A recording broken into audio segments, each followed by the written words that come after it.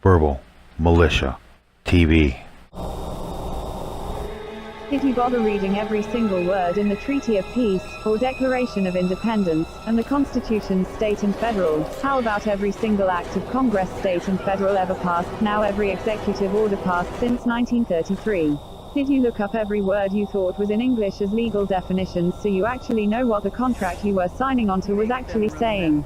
Did you ever bother doing that before you signed your own lifetime federal commercial corporate driver's license contract with even every state and federal driver's license motor vehicle and safety act passed? All this was disclosed to you, you just didn't bother reading it. It's supposed to be common knowledge, never to sign a contract before agreeing to the terms of the contract you are signing.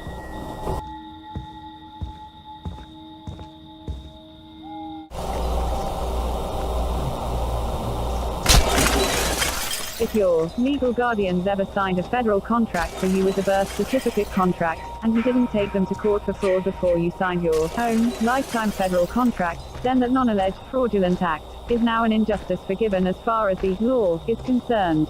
We have been scammed from birth into contractually declaring ourselves as legally dead living creatures in human beings, when obviously that is impossible in any semblance of a real world.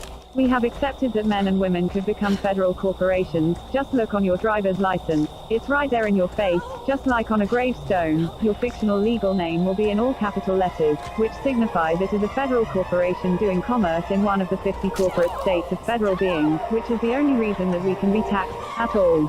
Taxation is not theft, it's a contractual donation or a tribute on a legal and fictional debt that only exists because we signed a federal debt slave constitutional corporate contract fraud contract.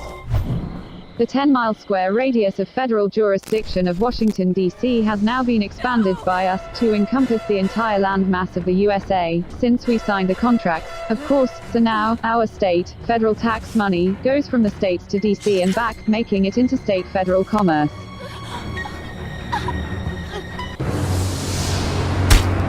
The entire landmass of the United States of America Corporation is claimed British monarchy federal property, since land cannot be owned, only defended, and they are the inbred scum, claiming that they can defend it. Land cannot be owned, it's not possible.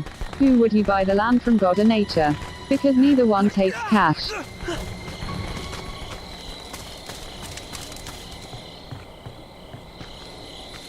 Land can only be defended, not owned, like anything else on the planet.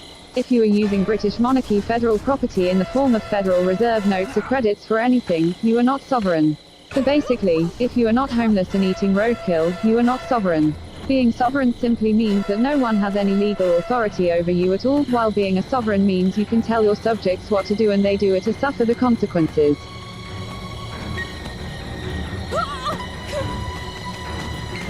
Ownership, like anything that is legal or illegal, is a legal fiction, so now, you get to rent registered by us, therefore claimed by us, British monarchy federal property in military service to the Vatican that pure scum know they cannot own either, or we wouldn't have this word magic scam you only believe is the law, to run for fun for them worldwide in the first place.